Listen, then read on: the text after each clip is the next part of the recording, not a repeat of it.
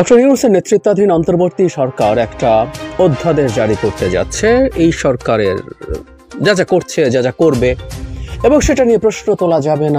পৃথিবীর ইতিহাসে অনেক জাতি একত্রিত হয়ে অনেক বড় বড় অর্জন এনেছে, কিন্তু যখনই সেই অর্জনটা এনেছে সেই অর্জনটাকে রক্ষা করা আসলে কতটা কঠিন। আসসালামু আলাইকুম ভিউয়ার্স, দেশ ও দেশের বাহির থেকে যারা আমার ভিডিওটি প্লে করেছেন জানাচ্ছি আন্তরিক শুভেচ্ছা ও অভিনন্দন। আশা করি সবাই ভালো আছেন, সুস্থ আছেন, আলহামদুলিল্লাহ। তো ভিউয়ার্স, স্বৈরশাসক শেখ হাসিনার মতোই ভয়ঙ্কর পতনের দ্বারপ্রান্তে পৌঁছে গেছে ডক্টর মোহাম্মদ ইউনূস। কেননা যেই বৈষম্য বিরোধী আন্দোলনের মাধ্যমে সরকারের পতন হয়েছিল, ঠিক একই পথে হাঁটছে অন্তর্বর্তীকালীন সরকার। কেননা দেশের জন্য, দেশের সার্বভৌম স্বাধীনতা, গণতন্ত্র রক্ষার জন্য যারা জেল, জুলুম, নির্যাতন ও রক্ত দিয়ে প্রাণ হারিয়ে এই দেশকে স্বাধীন করেছে, তাদের ভেতর কেউ উপদেষ্টা পরিষদে জায়গা না পেলেও আওয়ামী লীগের দোসর ও শাহবাগী দালালেরা বিভিন্নভাবে বউ বিক্রি বা বিভিন্ন অর্থের মাধ্যমে উপদেষ্টা পরিষদে জায়গা নিচ্ছে।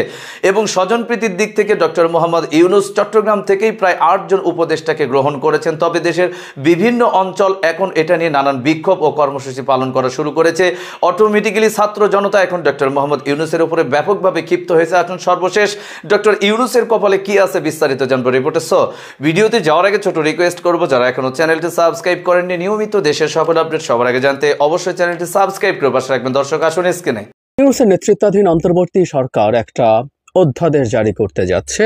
এই সরকারের যা যা করছে, যা যা করবে, এবং সেটা নিয়ে প্রশ্ন তোলা যাবে না, এই ধরনের শর্ত রেখে, যেটা নিয়ে কেউ কেউ এটাকে এক ধরনের ইনডেমনিটি অধ্যাদেশ বলে বলতে চাইছেন, এবং বেশ সমালোচক কিছু মানুষজন নেমেও গেছেন। এদের মধ্যে একজন জনাব জেডাই খান পান্না, আমাদের পরিচিত, খুবই পরিচিত একজন লয়ার, খুবই সিনিয়র লয়ার। কিছুদিন আগেও তিনি এই সরকারের বিরুদ্ধে যাওয়া একজন এক্সিকিউটিভ ম্যাজিস্ট্রেটের বিরুদ্ধে পক্ষে খুব শক্তভাবে দাঁড়িয়েছেন, যে ম্যাজিস্ট্রেট ডক্টর ইউনূস সরকারকে যাচ্ছে তাই বলেছিল, যেটা উনি তার সরকারি চাকরিতে বসে পারেন না। যাই হোক, তিনি কি বলেছেন এবং উনি ওনার লিগ্যাল মাইন্ড ব্যবহার করছেন নাকি সরকারের প্রতি আসলে ক্রমশ এক ধরনের বিদ্বেষ পোষণ করতে শুরু করেছেন, সেটা নিয়েও কথা বলা দরকার আছে। কারণ তার একটা মন্তব্য আমি যে রিপোর্টটা থেকে এইটা পড়তে যাচ্ছি সেখানে আছে বিবিসি বাংলায়। যাই হোক, বিবিসি বাংলা যেটা রিপোর্ট করেছে খুব ডিটেইলড, ওখানকার কন্টেন্ট সম্পর্কে ধারণা দিয়েছে, এবং তারা দাবি করছেন যে তাদের কাছে এটার একটা কপি আছে। সো বিবিসি যেহেতু বলছে, নিশ্চয়ই আছে, তাদের এখানে যা যা আছে এটা অথেন্টিক, এবং অন্যান্য অনেকেও ইনফ্যাক্ট একই ধরনের রিপোর্ট করেছে। অধ্যাদেশটার নাম হচ্ছে অন্তর্বর্তীকালীন সরকার অধ্যাদেশ 2024। এখানে একটা খসড়া হয়েছে, সেখানে বেশ কিছু ইস্যুজ আছে। ইস্যুজ কি আছে? যেমন এই সরকারের প্রথম কথা হচ্ছে খুব গুরুত্বপূর্ণ যেটা, সেটা হচ্ছে এই সরকারের মেয়াদ কতদিন। এই মেয়াদটা উল্লেখ করা হয়নি। বলা হচ্ছে পরবর্তী সংসদ নির্বাচনের পর, পরবর্তী সরকার গঠিত হওয়ার আগ পর্যন্ত, তার মানে টেকনিক্যালি পরবর্তী সংসদ নির্বাচন যদি 5 বছর পরেও হয়, এই সরকার সেই পর্যন্ত ক্ষমতায় থাকবেন। 10 বছর পরেও যদি, আমি বলছি না তারা সেটা করবেন, কিন্তু এই ভাষাটা এরকম। ফলে টাইমটাকে তারা নির্দিষ্ট করে দেননি, এবং এটাই সঠিক হয়েছে। আসলে এই সরকার কতটা সংস্কার করতে পারবে, অবশ্যই with the consensus with the other political parties, সবার সাথে মিলে তারা কতদূর পারবেন, তাতে কতটুকু সময় লাগবে, এটা তো আসলে ফিক্সড বিষয় না। ফিক্সড না হওয়ার কারণে তাদের এই সময়টা এভাবেই থাকতে পারে। তারপরে উপদেষ্টা কে হতে পারবেন, কে হতে পারবেন না, এই ধরনের কিছু হিসেব নিকেশ আছে। বয়স 25-এর কথা আছে, এবং তারা যেটা হয় বলা হচ্ছে দেশে একটি তারা কিভাবে গঠিত হবে সেটা বলা হয়েছে, এবং এখানে উপদেষ্টা সংখ্যা নির্দিষ্ট না। আমাদের সংবিধানে প্রধানমন্ত্রী যেমন যত খুশি তত, ঠিক সেরকমই এটা হতে পারে। তারা সরকারের কর্মচারীদের সহায়তায় রাষ্ট্র পরিচালনা করবেন।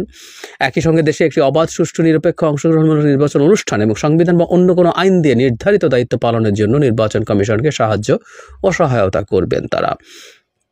ও যে বলছি, উপদেষ্টার ক্ষেত্রে এটা কোনো বার রাখা হয়নি, এটা যে কোনো রকমই হতে পারে সেটা সংখ্যার দিক থেকে। এবং এখানে এটাও বলা হয়েছে, প্রধান উপদেষ্টা কোনো কারণে যদি মৃত্যুবরণ করেন, সেই ক্ষেত্রে উপদেষ্টা পরিষদের মধ্য থেকে একজনকে প্রধান উপদেষ্টা নিয়োগ করবেন, এবং প্রধানমন্ত্রী যেভাবে পদত্যাগ করতে পারেন, লিখিত চিঠি নিয়ে রাষ্ট্রপতির কাছে পদত্যাগ পত্র জমা দিয়ে পদত্যাগ করতে পারেন, এই ধরনের কতগুলো নিয়ম আছে।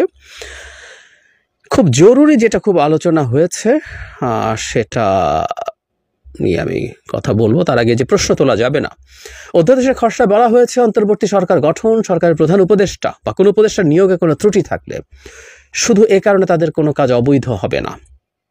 বিষয়টি সম্পর্কে আদালতে করে প্রশ্ন তোলা যাবে না, এমনকি মামলা দায়ের করা যাবে না বলেও উল্লেখ করা হয়েছে।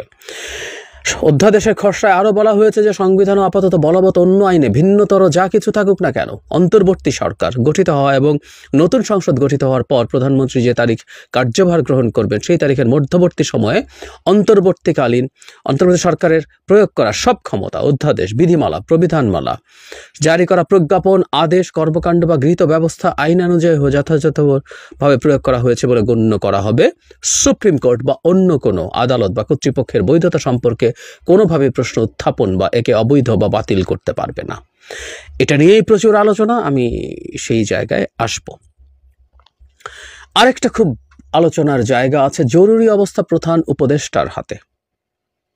প্রধান উপদেষ্টার পরামর্শ গ্রহণ বিষয়ে খসড়ায় বলা হয়েছে, বিদ্যমান অন্যান্য আইনে যা কিছু থাকুক না কেন অন্তর্বর্তী সরকারের সময় প্রধান উপদেষ্টার পরামর্শ নিয়ে রাষ্ট্রপতি কাজ করবেন। এক্ষেত্রে জরুরি অবস্থা ঘোষণার বৈধতার জন্য ঘোষণার আগে তাকে প্রধান উপদেষ্টার প্রতি স্বাক্ষর নিতে হবে। এই জায়গাটা খুবই সিগনিফিক্যান্ট এবং আমি এটা নিয়ে কথা বলবো। এটা নিয়ে অনেক আলোচনা করছিলেন। আচ্ছা, এখন এটার প্রসঙ্গে আমি যে কথাটা বলছিলাম যে জনাব জেড আই খান পান্না যে কথাটা বলেছেন সেটা নিয়ে একটু কথা বলা দরকার।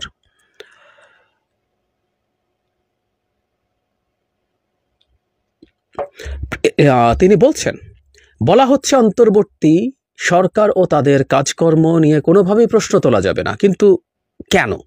প্রশ্ন করা না গেলে তো বলতে হবে এটা ইন্ডেমনিটি বা দায় মুক্তি। তারপর তিনি বলছেন আরো, আমি তো মনে করি এটার কোনো দরকার নেই, তারপরও তারা এটি চাচ্ছেন কেন?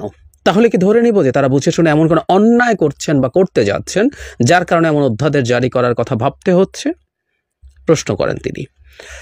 তিনি আরও বলেন, খুবই বিদ্রুপাত্মক ভাষায় বলছেন, এটা অনেকটা নিজের চরিত্রের বিষয়ে নিজেই সার্টিফিকেট দেয়। দর্শক, স্ক্রিনে আমরা সে সম্পর্কে বিস্তারিত জানলাম। এই বিষয়ে আপনাদের মতামত কমেন্টে জানান, কেউ ভিডিওটি স্কিপ করবেন না। আসিফ মাহতাব এখন সময়ের দাবি তাকে উপদেষ্টা পরিষদে গ্রহণ করা। এদিকে বাংলাদেশের সেই 5ই আগস্ট গণ অভ্যুত্থানের লড়াকু সৈনিক পিনাকি ভট্টাচার্য সহ আরও যারা বিজ্ঞ ব্যক্তিরা আছেন তারা কিন্তু অন্তর্বর্তীকালীন সরকারের কাছে ধারেও ঘেঁষতে পারেনি, এমনকি তারা দেশে পর্যন্ত আসতে পারেনি। তাহলে এই অন্তর্বর্তীকালীন সরকারের প্রতি মানুষের কি প্রত্যাশা ছিল আর তিনিই বা কি করছেন আসলে সম্পর্কে বিস্তারিত জানবো এই রিপোর্টে। পৃথিবীর ইতিহাসে অনেক জাতি একত্রিত হয়ে অনেক বড় বড় অর্জন এনেছে, কিন্তু যখনই সেই অর্জনটা এনেছে সেই অর্জনটাকে রক্ষা করা আসলে কতটা কঠিন। স্বাধীনতা অর্জনের চেয়ে স্বাধীনতা রক্ষা করা কঠিন। কথায় কথায় যুদ্ধের ডাক দেওয়া, কথায় কথায় ধরেন প্রতিবাদ আন্দোলনের ডাক দেওয়া একটা রাষ্ট্রকে কখনো স্থিতিশীল করে তুলতে পারে না। বৈষম্য বিরোধী ছাত্র আন্দোলনের প্ল্যাটফর্মে এবার উত্তরবঙ্গ থেকে যে হুঁশিয়ারি এসেছে, সার্জিসের জন্য কিন্তু নেগেটিভ একটা অধ্যায় শুরু হবে। অনেকে বলছিলেন যে আওয়ামী ফেসিস্ট বলতে আমাদের ঊর্ধ্বতন নেতারা যে বক্তব্য দিচ্ছেন, মানে সমন্বয়করা, তো সার্জিসও তো একসময় বঙ্গবন্ধুকে নিয়ে বিশাল কবিতা, যে আমার বঙ্গবন্ধু কিভাবে আসছে, আমার বঙ্গবন্ধু বলে তার একটা ভিডিও কিন্তু ভাইরাল। ছাত্রলীগের সাবেক কর্মী, তো তুমি যদি ছাত্রলীগের সাবেক কর্মী হইয়া এখানে সমন্বয়কের এত বড় একটা পদে তুমি থাকতে পারো, তাহলে মোস্তফা সরোয়ার ফারুকী অথবা অনেকেই কেন তারা পারবে না? এরকম একটা পাল্টাপাল্টি প্রশ্ন তাদের মধ্যে কিন্তু শুরু হয়েছে, বা জনগণের মধ্যে এই প্রশ্নটা এখন কাজ করছে। প্রশ্নটা অন্য জায়গায়। আমাদের আলোচনার টপিকটা হচ্ছে উপদেষ্টা পদে যারা আছেন, নাহিদ, আসিফ, সার্জিস, হাসনাত সহ আরো যারাই আছেন সমন্বয়ক প্লাস উপদেষ্টা, তারা যে আন্দোলন শিখিয়ে গেছে তাদের অনুসারীদের, সেই আন্দোলনই আজকে সেই পলিসি নিজেদের জন্য একটা জাল তৈরি করে ফেলেছে। সেই জাল থেকে আসলে আমাদের সমন্বয়করা কিভাবে বের হবেন? যদিও সমন্বয়কদের দাবি, আমাদের বৈষম্য বিরোধী আন্দোলনের ছাত্রদের দাবি অনেক ক্ষেত্রে একরকম, আবার দ্বিমতও আছে। যমুনা সেতু ব্লক করা হবে, উত্তরবঙ্গ সারা বাংলাদেশ থেকে বিচ্ছিন্ন করে দেওয়া হবে। এখন যদি প্রকৃতপক্ষে 4টা বিভাগ ডিফারেন্ট একটা অবস্থানে যায়, তাহলে আপনার বুঝতে হবে যে কি হবে। এখন ওই যে গতকালকে থেকে বলেছি যে উপদেষ্টা পরিষদে নিজেদের এলাকার মিনিমাম 4 জন ব্যক্তিকে, 10 জন বলছিল কমে আসছে, 4 জন ব্যক্তিকে যদি নিয়োগ না দেয়, তাহলে বলছে এই সরকারকে আমরা নিয়ে যেমন গদিতে বসাইছি টাইনা নামাবো। তো টাইনা নামাইতে গেলে তো নাহিদরও নামাইতে হবে টাইনা, আসিফরও নামাইতে হবে টাইনা, তোমাদেরই তো সহযোদ্ধা। এখন উত্তরবঙ্গ থেকে মাহিন সরকার নামক যে সমন্বয়ক আছেন, তার খোলা হুঁশিয়ারি যে আমরা নিয়ে গদিতে বসাইছি, ঠিক গদি থেকে টেনে ফেলে দিব যদি উত্তরবঙ্গ থেকে 4 জন উপদেষ্টা নিয়োগ দেওয়া না হয়। ডক্টর মোহাম্মদ ইউনূসের উপরে তারা ক্ষোভ ঝেড়েছেন যে আপনি সাঈদের বাড়ি এসে বলছেন এলাকার বৈষম্য দূর হবে, তো উত্তরবঙ্গের কোথায়? উত্তরবঙ্গের মানুষরা কি শুধু রিক্সা চালাবে? আমাদের ছেলেরা কি শুধু গার্মেন্টসে কাজ করবে? আমরা কি উপদেষ্টা পদে যাওয়ার মতো যোগ্যতা রাখি না? তাহলে কেন আমরা এই বৈষম্যের শিকার হচ্ছি? তারপরে হুঁশিয়ারি দিয়ে সমন্বয়কদের উদ্দেশ্যে কিন্তু এখানে একটা বার্তা গেছে। কোনটা? যে যদি ঊর্ধ্বতন পর্যায়ে উপদেষ্টা পদে যারা আছে সমন্বয়কদের মধ্যে বা সার্জিস হাসনাত যারা আছে তাদেরকেও কিন্তু এখানে সোজা বার্তা দেওয়া হয়েছে। আমি দেখলাম অনেক বক্তব্য, তো খুবই গুরুত্বপূর্ণ যে অংশগুলো আমার কাছে মনে হয়েছে যে আপনারা শিখিয়েছেন কিভাবে আন্দোলন করতে হয়, আমরা দেখেছি কিভাবে অধিকার আদায় করতে হয়, সেই পথেই আমরা হাঁটব। আবারও আমরা রাজপথে নামব, গুলির সামনে বুক পেতে দিব, আমরা প্রাণ দিব, কিন্তু অধিকার আদায় না করা পর্যন্ত ঘরে ফিরে যাব না। এখন এতটা যদি হার্ড সিচুয়েশনে যায় তাহলে আপনি বুঝতে পারতেছেন যে এই বৈষম্য বিরোধী সমন্বয়কদের মধ্যে কি অবস্থা তৈরি হচ্ছে। এখন এটা আসলে কতটুকু সম্ভব? যদি এরকমই হয় তাহলে হয়তো পরবর্তী সময় আরও ভিন্ন দাবি দেওয়া আসবে। অপরদিকে ডক্টর মোহাম্মদ ইউনূস সরকারের সাথে সমন্বয়কদের যে দূরত্ব তৈরি হচ্ছে, এটার পেছনের কারণটা কি? কেউ বলছেন ক্ষমতা, কেউ বলছেন যে নিজেদের পছন্দ অনুযায়ী যখন কোনো সিদ্ধান্ত সরকার না নেয় তখনই ছাত্ররা আন্দোলনে চলে যায়। আবার কেউ বলছেন যদি সব সিদ্ধান্ত ছাত্ররাই নেয় তো সরকার বৈশাখ কি ঘোড়ার মানে ঘাস কাটবে? মানে সরকারের কাজটা কি? ছাত্ররা একটা সরকার বসাইছে, সরকারকে সরকারের মতন ফাংশন করতে দিতে হবে। সরকারের যে কোনো সিদ্ধান্তের বিরুদ্ধে এভাবে যদি রাজপথে নেমে যায়, কথায় কথা আন্দোলন হুঁশিয়ারির ডাক দেয়, তাহলে তো রাষ্ট্র স্থবির হয়ে যাবে। সাধারণ মানুষ আয় উপার্জন করতে পারছে না। ঢাকা শহর কার্যত একটা বিচ্ছিন্ন অবস্থায় চলে যাচ্ছে। বিভিন্ন শহরে যখন রোড ব্লক করা হচ্ছে আমজনতা বিরক্ত হচ্ছে। তো এমনিতেই পলিটিক্যালি একটা বিভাজন হয়েছে। এখন হাসনাত সার্জিদের বক্তব্য হচ্ছে সরকারের প্রতিও যে ছাত্রদের অনেক কিছু এখন আর মানা হচ্ছে না, যেমন রাষ্ট্রপতি ইস্যু, সংবিধান ইস্যু, তারপর হচ্ছে এই যে দর্শক স্ক্রিনে আমরা সে সম্পর্কে বিস্তারিত জানলাম। সো ভিডিও এই পর্যন্ত। ভালো লাগলে লাইক এন্ড কমেন্ট করবেন এবং দেশের সকল আপডেট সবার আগে জানতে অবশ্যই চ্যানেলটি সাবস্ক্রাইব করে পাশে রাখবেন। দেখা হবে পরবর্তী ভিডিওতে ইনশাআল্লাহ। আসসালামু আলাইকুম ওয়া রাহমাতুল্লাহ।